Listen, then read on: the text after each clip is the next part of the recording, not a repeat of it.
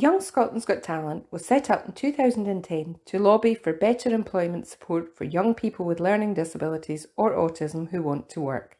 Since then, we have delivered over 20 inspirational events throughout Scotland. On 29th July, we held our first online Young Scotland's Got Talent to honour young people with additional needs who have been working on the front line during lockdown. This video features our fabulous role model, Liam Simpson. Okay, so now we're joined by Liam. Hi Liam. Hi Michael. Can you tell us a bit about your job and what you do, please?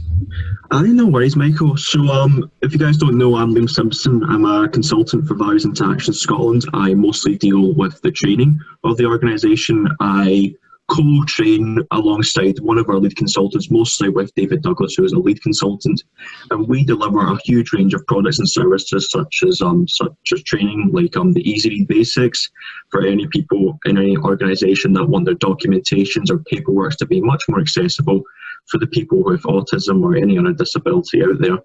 We also deal a lot with HR recruitment and retention. So we pretty much get people who are in the line of HR onto our calls, and we give them just information on how to deal with people coming into the organisation, but in a HR perspective. More courses that we do is autism awareness, where we pretty much just raise awareness for autism, just showing the benefits of what it's like to hire someone with autism, what the benefits the organisation can bring, and making it more diverse and everything. So that really is what my role in the organisation is, just for a trainer. And Liam, how long have you been in this job for? Well, I started with VIAS only as an admin assistant, so I kind of had to work my way up a little bit.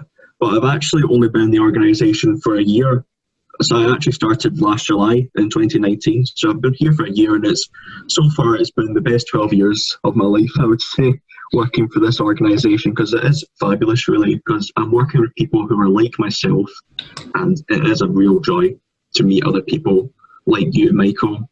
A man who's got a condition, and he's a journalist, and he's such a success in his life. I've met David Ross, and he's become a success.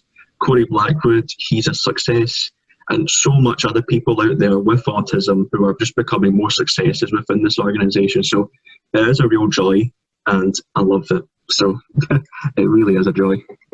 So who can I help you get into this kind of job, Liam? Okay, so how I began it was I was with my family. We were just having a discussion about so what are you going to do after when you leave high school. My initial thought was I was just going to keep going on with college. I did get a placement at a college it was an unconditional offer.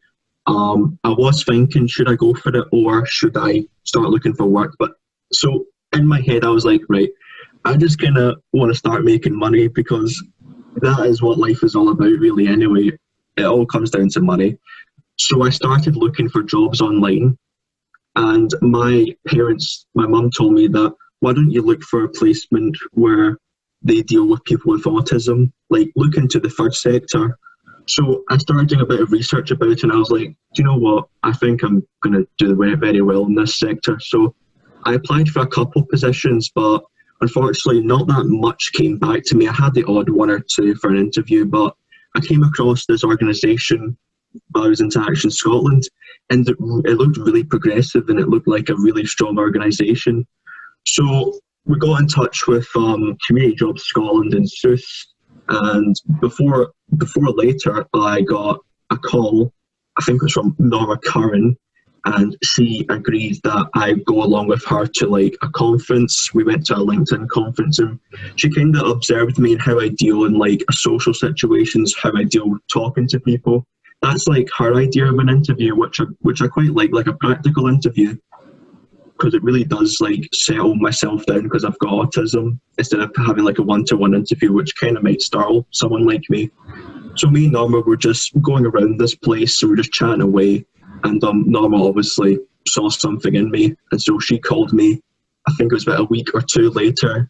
She called me up and she said, listen, do you want to come to VIAS and have another chat? And then before later, I got, I think it was another email or another call just saying, we would like to welcome you on board Device as an admin assistant. And it blew me away that she offered me that without for an interview. But it really is fascinating that she would do that for me. So I'm very thankful for her for that. That's good. So, Liam, would you say that your job's kind of helped your confidence in a way? It really has helped my confidence, yeah, because when I was in school, I wasn't really the most outspoken of person. I was kind of like in myself. I was like a snail in a way. I was trapped in my shell.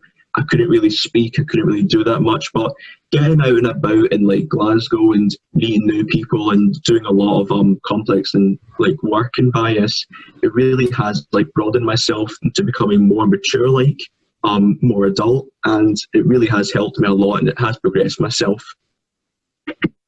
So, what would you say to other people watching this with a learning disability, but they're trying to get into work? What would you say to them that the best part of getting a job is?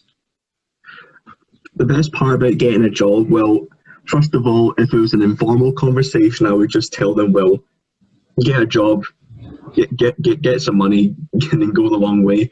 But for people with autism, I would say don't be afraid, because in this day and age, we live in such an equal world and such a diverse world that they would hire anyone. So don't think yourself as that part of the circle that can't get a job or nothing. You're more than capable of getting a job. Like Michael, you're a journalist. Like I said before previously, you're a big success in life. Other consultants, they got a job and they turned out to be successes, and I didn't want to be that part of there. So I convinced my friends and other people that I know you guys have got autism, but you really should start looking for a job. And they were like, but what would they say about my condition? Would they not accept me? But no, that's not true, because in this day and age, autism is actually a gift and a talent.